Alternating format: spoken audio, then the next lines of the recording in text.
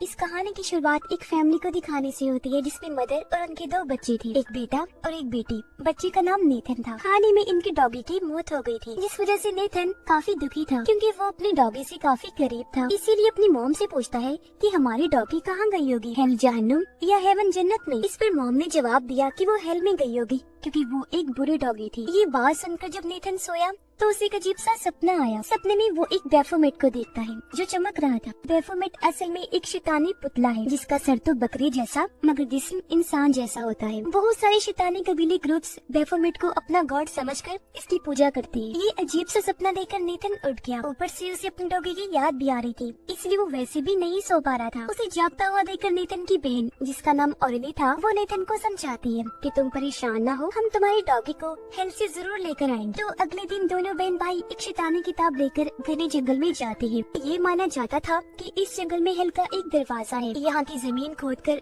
वहाँ तक पहुँचा जा सकता है। साथ ही लोग अपने प्यारे मरे हुए लोगों को मिलने भी आया करते थे। यहाँ ऑरेली और नेथन लोगों की कई सारी चीजों को देखते हैं जो दरअसल उन लोगों की कुर्बानियाँ थी, यानी लोग अपने प्यारों को मिलने के लिए अपनी कीमती चीज कुर्बान कर दिया करते थे। इसलिए नेथन यहाँ अपनी डॉगी के गले का पट्टा कुर्बानी के तौर पर रख देता है। नेथन टॉयलेट करने साइड में गया जहाँ पेड़ के टहने पर लिखा हुआ था कि एक बार जो इस जंगल में आता है वो यहाँ से बचकर वापस नहीं जाता क्योंकि ये एक कर्स्ड जंगल है। ये देखकर नेथन को अजीब लगा, इसलिए वो भागकर वापस ऑरेली के पास आ गया और ये दोनों आगे बढ़ जाते हैं। उस जगह पर जाने लगी जहाँ इन्हें हेल के दरवाजे के लिए गड्ढा खोदना था और इस जगह का नाम एंट्रम होता है। ये जब उस जगह पर पहुँचे तो सारी रिलीजन मजहबों से जुड़ी चीजें और उनके गॉड्स बाहर निकाल लेते हैं, जैसे हिंदू, मुस्लिम, जियोस, यहूदी, बुद्धिज्म और क्रिश्चियन से जुड़ी चीजें। फिर रस्सी से एक स्टार बनाते हैं जिसे जादू करने के लिए आमतौर पर बनाया जाता है और ये सब चीजें स्टार के 5 कोनों में रख देते हैं। फिर उनसे दुआ करने लगे ताकि गॉड इन्हें डीमंस शैतानों से बचा के रखे। जिसके बाद वो अपने काम पर लग गए, गड्ढा खोदना शुरू कर देते हैं। अब हेल तक पहुँचने के लिए इन्हें 5 लेवल्स तक जाना था, जिसके पहले लेवल का मतलब था बगैर किसी कानून के। थोड़ा सा गड्ढा खोदने के बाद नेथन वहाँ क्रॉस बनाकर कान लगाकर सुनने लगता है। ऑरेली उससे पूछती है कि तुम क्या सुन रही हो? तब नेथन कहता है मैं हेल का म्यूजिक सुनने की कोशिश कर रहा हूँ। अब यहाँ एक अजीब चीज नोटिस करने वाली थी। जब नेथन ने क्रॉस बनाया था तब वो एकदम सीधा था, पर अब वो उल्टा हो गया था। फिर दोनों बहन भाई अब अपनी टेंट के पास आ गई। कुछ दूरी पर हम एक गली सड़े लाश को देखते हैं। अब इसके कुछ दिन के बाद वो फिर से गड्ढा खोदने लगते हैं जहाँ नेथन पेड़ के पीछे एक परछाई को देखता है जो पूरी तरह काली थी, पर इस चीज को नजरअंदाज करके वो अपनी बहन के पास आ गया। कुछ दूरी पर एक आदमी को देखते हैं जो अपनी बस जान लेने ही वाला था। उसके पास एक सफेद रंग का टेडी भी था और अब जैसे आदमी अपने पेट में चाकू घुसाने वाला होता है तभी नेथन उसे देखकर चीख मार देता है। आदमी ने जब इन दोनों की तरफ देखा तो खुद को वो रोक लेता है, अपना सामान लेकर चुपचाप यहाँ से चला जाता है। अगले दिन ये फिर से गड्ढा खोदने लगते हैं। यहाँ भी नेथन को वही काली परछाइयाँ दिखती हैं, जिनके इस बार सफेद रंग के सींग भी नजर आ रहे थे। ये देखकर नेथन काफी डर गया, वो चिल्लाने लगता है। तब उसकी ऐसी हालत देखकर ऑरेली फौरन उसे टेंट में ले आती है। यहाँ पता चला कि ऑरेली नेथन को सिर्फ यह तसल्ली देने के लिए लाई थी। वो अपने साथ अपनी डॉगी का पट्टा भी लेकर आई थी ताकि नेथन को दिखा सके कि डॉगी ने हेल से अपना पट्टा भेजा है, जिसका मतलब था कि नेथन समझ जाए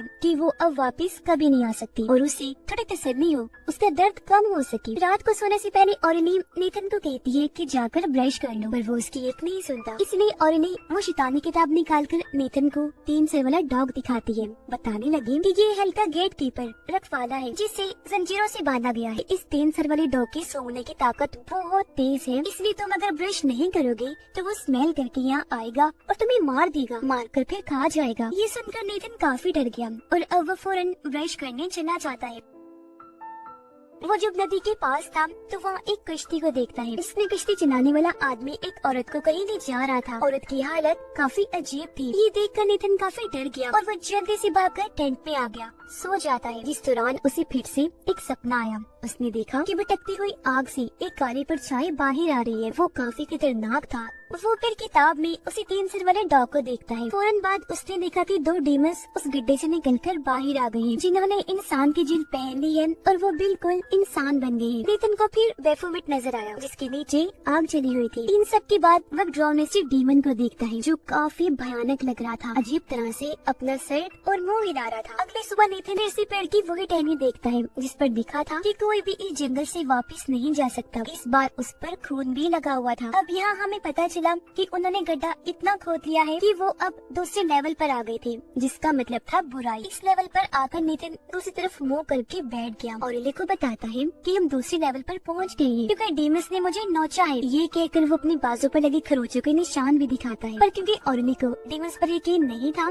इसलिए वो ये समझते है कि जरूर नेथन ने खुद ये निशान बनाए होंगे, तो वो उसकी बाजू पर अपने साथ लाया गया हॉली वाटर डाल देती है। फिर उसका जहन बहलाने के लिए उसे जंगल में ले गई घुमाने के लिए, जहाँ नेथन पानी में अजीब से किसी हरकत को देखता है। काफी देर तक बस वहीं घूरता रहता है। इस चीज का फायदा उठाकर ऑरेली डॉगी के पट्टे को वही साइड में रख देती है ताकि वो नेथन को यकीन दिला सके कि हमारे डॉगी ने पट्टा वापस ले जाए और वो खुद वापस नहीं आ सकती। अब अचानक ही उन्हें हल्की म्यूजिक की आवाज सुनाई देने लगती है। वो अब तीसरी लेवल पर पहुंच गई है। हल्की म्यूजिक की आवाज सुनकर दोनों बहन भाई यहाँ से भाग गए और एक खाली पड़े गांव में आ जाते हैं। यहाँ वो दो लोगों और बैफोमेट को देखते हैं। अब ये लोग दरअसल वही डीमस थे जो नेथन ने अपने सपने में देखे थे, जब वो गड्डी से निकलकर बाहर आए थे और उन्होंने इंसानी जिल्द पहन ली थी। और इन्हें नीचे पड़े सफेद टेढ़े को देखती है और बैफोमेट अजीब तरह से हिल रहा था और अब ये डीमस उसके नीचे आग लगा देती है। ये देखकर ऑरेली समझ जाती है कि जिस आदमी को हमने देखा था जो अपनी जान लेने लगा था, ये सफेद टेढ़ी उसी का है। इन दोनों डीमस ने इस आदमी को बैफोमेट के अंदर डाला हुआ है। नीचे आग इसलिए जलाई ताकि वो आदमी को पकाकर खा सके, क्योंकि ये कैनिबल डीमस थे, इन्हें आदमखोर डीमस। ये देख अब ऑरेली भी घबरा गई। नेथन का हाथ पकड़ के यहाँ से भागने लगती है। ये अपने टेंट तक आ गई। जब इनकी नजर आसमान पर पड़ी तो वहाँ काले धुएं का दायरा बना हुआ था, जो देखकर दोनों काफी डर गई। वो काली डीमस भी इनका पीछा कर रही थी। नेथन और ऑरेली जल्दी से एक कश्ती में बैठी यहाँ से निकलने लगती है, पर तभी पानी में से एक चीज बाहर आकर नेथन को अंदर खींचने लगती है, मगर ऑरेली उसे पकड़ लेती है।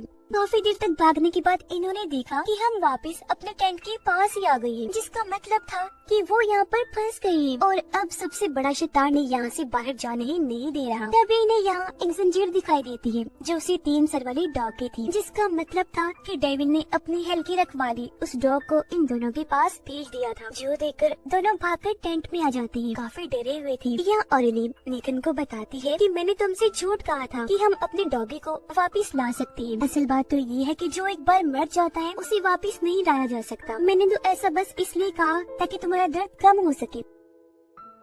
नेथन उसे कहता है कि मैं सबसे बड़े डीमन से मिला हूँ जो मुझे हमारे घर के पीछे ही देखा था। उसने तो मुझे तभी बता दिया था कि तुम्हारी बहन तुम्हारे साथ एक चाल चलेगी, तुम्हारी डॉगी का पट्टा इस्तेमाल करके। जो सुनकर ऑरेली काफी घबरा गई और तभी वो डीमन इन दोनों पर हमला कर देता है। ये दोनों भागकर एक पेड़ पर चढ़ गए। काफी देर तक उधर ही बैठे रहे तो इनकी वहीं पर आग लग जाती है। साथ ही यहाँ हमें पता चला कि वो अब चौथे लेवल पर पहुँच गई है, जिसका मतलब था डर की ताकत। अब पास्ट माजी के एक सीन से हमें पता चला कि एक दिन उनके डॉगी ने नेथन को काट लिया था, इसीलिए नेथन की मॉम ने उसे बुरा कहा था कि वो हेल में गई होगी। यही वजह है कि नेथन उसे ढूंढने के लिए यहाँ आया ताकि वो उसे हेल से वापस घर ले जा सके। अगली सुबह ऑरेली और नेथन देखती है कि वो दोनों आदमी हमारे टेंट के पास खड़े हुए हैं। अब इससे पहले आदमियों की नजर उन पर पड़ती तो छुप छुपा कर यहाँ से भागने की कोशिश करने लगते हैं, मगर आदमी जिन्हें देख चुके थे फौरन ही शूट कर देते हैं। मगर जिस गोली से शूट किया गया था वो बेहोश करने वाली थी। दोनों आदमी उन्हें पिंजरे में ले जाकर बंद कर देते हैं। एक आदमी ऑरेली को परेशान करने लगा, जो देखकर नेथन को बहुत बुरा लगा,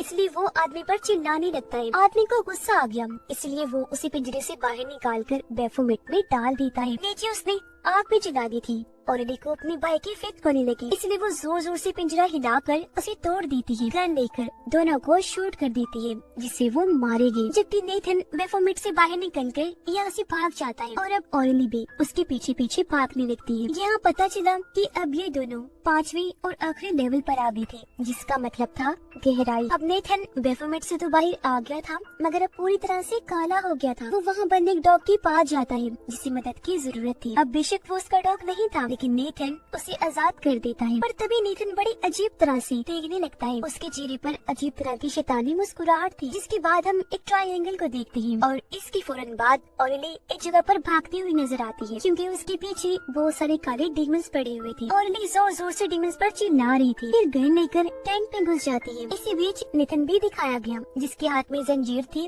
और वो टेंट की तरफ ही जा रहा था। इसी जंगल के एक घर में हम एक कपल को देखते हैं, जिनकी हालत बहुत खराब थी, जिसके बाद अब कोई उन्हें शूट करके ही जान से मार डालता है और उनके हाथ में हम एक सीप देखते हैं। फौरन बाद ही डेविल दिखाया गया जो बहुत बदसूरत खौफनाक था। पेड़ पर लिखी गई वो बात सच थी कि जो भी इस जंगल में आएगा वो यहाँ से बचकर वापस नहीं जा सकता। अब नेथन तो डीमन बन गया था। जब भी वो काला होकर बाहर आया और उसके चेहरे पर अजीब तरह की शैतानी मुस्कुराहट थी, जबकि उसकी बहन ऑर्नी को तो डेविल अब खुद ही मार देगा। अब हेल तक जाने के 5 लेवल इसलिए बनाए गए थे कि तुम जितनी गहराई में जाते रहोगे मौत उतनी ही तुम्हारे पास आती रहेगी। ट्रायंगल का मतलब इस फिल्म में ये था कि डेविल ने उन्हें अब इस तरह ट्रायंगल में फंसा लिया था कि वो यहाँ से बचकर नहीं निकल सकते। जैसे दोनों बहन भाई ने हालांकि भागने की कोशिश की थी, पर वो इस तरह ट्रायंगल में फंस गई थी कि आखिर मारे ही गए, क्योंकि ट्रायंगल के हर कोने पर मौत ही थी जो खुद वो डेविन था। और इस फिल्म की कहानी भी यहीं पर खत्म हो जाती है।